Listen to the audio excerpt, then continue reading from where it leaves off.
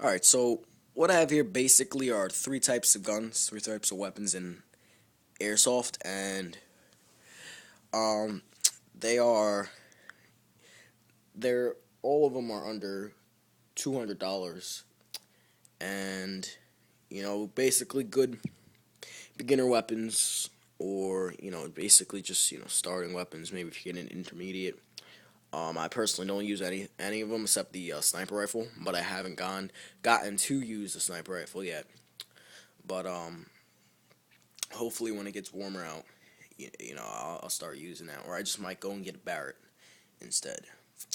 So anyway, what I'm gonna start out with is the sniper rifle. But before I do that, there's three types of airsoft weapons. So there's spring, gas, which gas can be powered by CO2 cartridges, green gas, and propane. Also red gas, and then the easiest ones to get in stores are usually propane, green gas, and CO2. Red gas you usually have to order specially. Then there's electric, and I would say that's probably the most used in general for regular airsofters when you're talking about rifles. When it's pistols, they're most likely gas, usually green gas, sometimes CO2.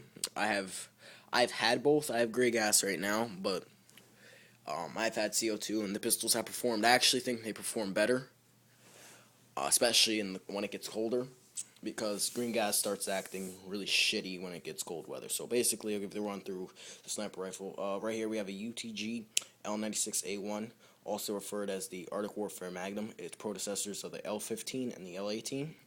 You might find the L18 in Modern Warfare 3. It gets 500 FPS to, I believe, a .28 gram BB, which is a fairly high gram BB for assault rifles when you're talking electric and like gas pistols. But when it comes to sniper rifles, usually you're gonna want to go into the 30 grams or the 40 grams. I usually put 43 grams through them. I mean, all around, it's a good sniper rifle. I believe I have three magazines, four 3-box magazines, and their capacity are 30 rounds each. They're all around pretty good magazines. Little plastic magazines, but they performed from what I've shot it so far, which I haven't shot it in any scrimmages yet, but from what I've shot it so far, it performs pretty well. And the only thing I found a problem with this is I need to adjust the hop up, because once you get about 30 yards off, it starts shooting to the bottom left hand corner, and then occasionally it'll swing up to the upper right hand corner. But besides that, I've performed pretty well with this. Now the second weapon I have is the 357 Magnum. It's the modern Colt Python, and Pythons are chambered, which you might know them from Black Ops. Python are chambered in two calibers now. There's a 357, and then there's a 38, which most Magnums that are 357s are 38s, because generally a 357 has the same base of the shell, is the same size as a 38. Except the 357 is longer, and it's just like the big brother of the 38. So what you have here is there's gas models and spring models of revolvers. This right here is a spring model, which means you pull the hammer back every single time.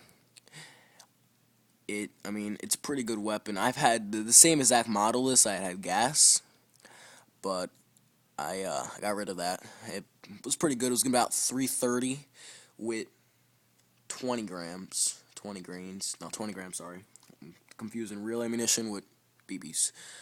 All around, I think it's a pretty good weapon. This costed about 20. No, it was more than that, $30 off of Amazon. And I'm not sure, I think it came from the actual manufacturer, which is UHC. 6-round shooter, you load them in those shells right into the little rubber backings, and that one gets around, I believe it's around like 290 to 310 with 20s. Right here, you have I believe, now it's not the best brand in the world, but Boydie Boys AK-74U. This is it's an all around okay weapon. Personally, I like my Echo One a lot more. It's just because I probably because the model it's an M4, and that's just kind of that's my kind of design of weapon. I like the reloading system and everything that goes with that weapon.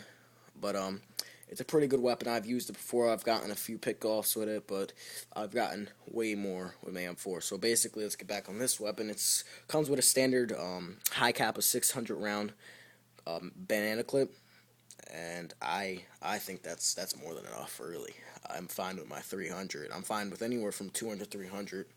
I find it's pretty good when I do close quarters combat a lot, CQB, and then just 600. You really don't wind up running out unless you're going automatic. Then they got a different story every 50 75 rounds on this magazine. You got to start reloading. But it's got a foldable stock and everything. It's electric. It's usually getting these are getting anywhere from usually around 600 to like 1,050 rounds in a minute. And yeah, I mean that's pretty quick when you're pumping out automatic rounds through there. So I haven't really got much problems with it. I just need to adjust. Once again, I need to adjust the sights, and that scope right there. It's nothing special. It's just like a little toy scope. I just use it because personally I just like anything. Like I've got one scope that I have which I use on my M4 is like a red dot, green dot. You can switch it, set the intensity and everything. I mean that's really improved my gaming. But it's just a basic run through. I'm probably gonna give it a part two, get a little more deeper, and peace.